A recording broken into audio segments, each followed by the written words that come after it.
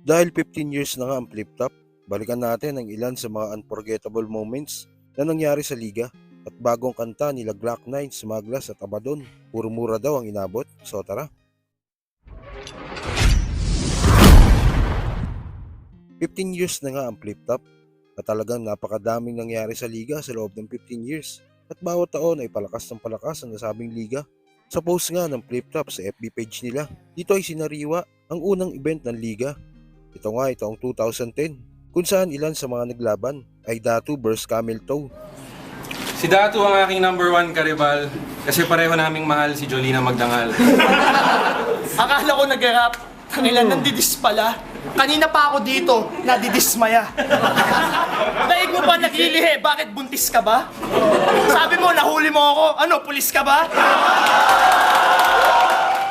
At Tuni vs Gap.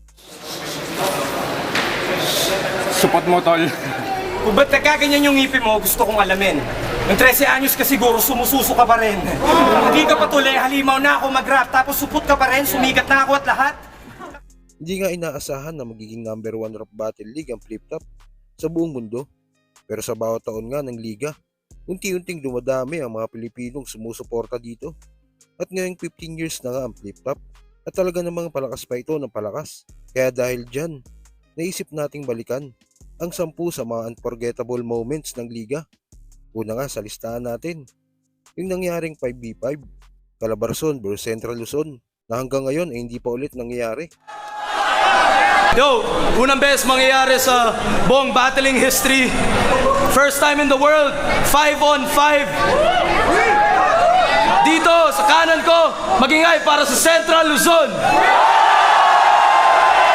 Magingay para sa Calabarzon Division. Pangalawa, yung isa sa pinakamainit na battle sa flip top, ang 2x2 sa pagitan nila Abra Apex kontra Ice Rocks Chris Delano. Umabot pa sa puntong umakyat yung mga bouncers dahil talagang muntik na silang magpang-abot. Yung mga bugre, short hair na yung bubwet, kaya lalaki na ulit. Shit, as usual, puro chuchupa na yan, natira-tira sa puwet. O ano? Utang mo. Pangin mo. Baba kayo, wala yan. Baba. Pangatlo, Tueng vs Shernan. Nangyari ito sa Gubat 4 kung saan nagsunog si Tueng ng mga papel sa end ng round 2 niya. Agad itong binuhusan ng tubig dahil medyo malaki ang apoy kaya kinatakot din ito ng mga nanonood ng live. Ganito ako gumamit ng props para sa'yo para gisingin ka. Isa ka lang kasing papel, kaya kaya kong tabasin at sunugin ka. Ay.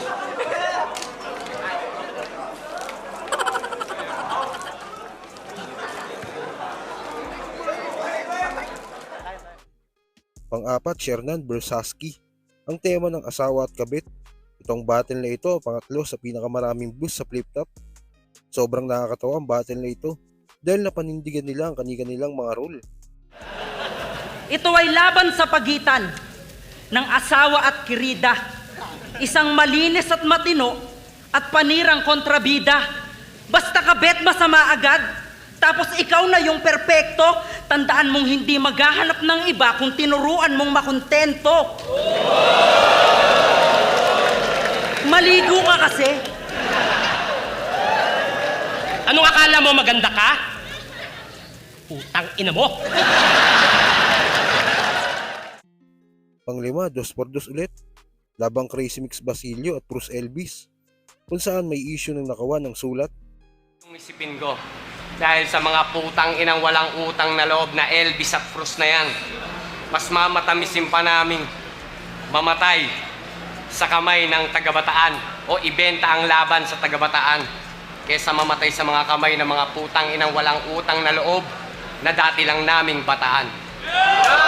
Problema, judges, kayo na bahala magsabi kung kayo na bahala mag-consider doon kung paano nyo husgahan, kung paano nyo pupuntasan yung ganong problema. Totoo siyang controversy, alam niyo naman, di tayo nagkakaroon ng mga gimmick na ganito sa flip top. Pang-anim, Jonas vs C9 kung saan nahulog ang postiso ni Jonas. Kampiyon ka ng tryouts. Lagi mong pinagmamalaki. Puta, baka nakakalimutan mo, pre. Wala akong pake.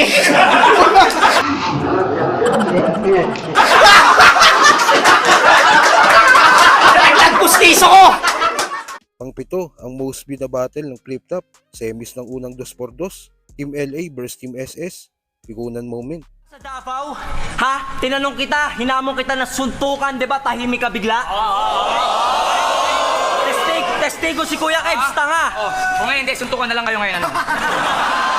O tayo na lang, putang ina mo, ano? Ha?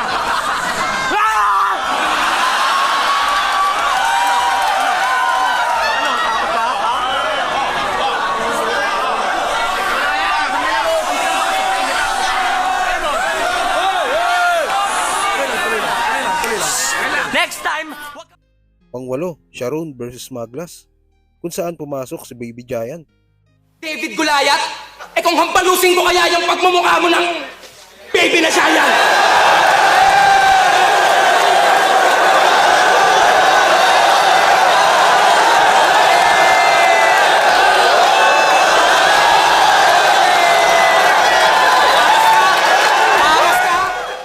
Pangsyam, Tweng versus Saito, kung saan naglabas si Saito ng kunyaring rugby. Hanap ko lang Toeng ha, huwag kayo kung ano dyan ha.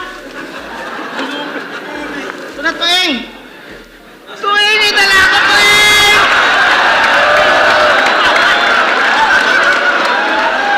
Alala mo ito Toeng, di ba? Toeng mo!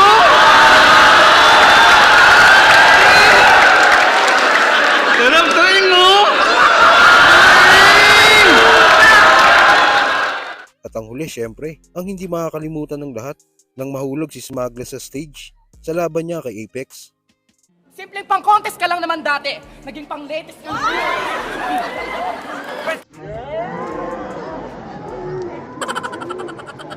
First time mo piso na nangyari yun.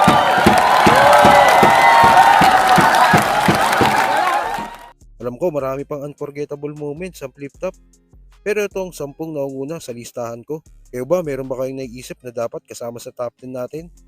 Ano yun? At sa huling balita na ilabas na ang bagong kanta nila Smaglas.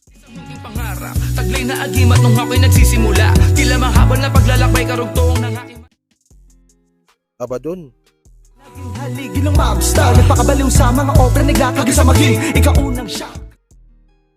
Black Knight at Hero. Pecha-pecha upang agad pag pumalo ang beat. Mga pateka-teka kahit akapela panigurado na nakaripit. Ang awit na itong pinag... At may title itong Halimaw. Napaka-solid ng kanta na ito at talagang nakakapanindig balahibo. Sa post nga ni Abaddon, sinabi niyang puro murang inabot nila sa comment section.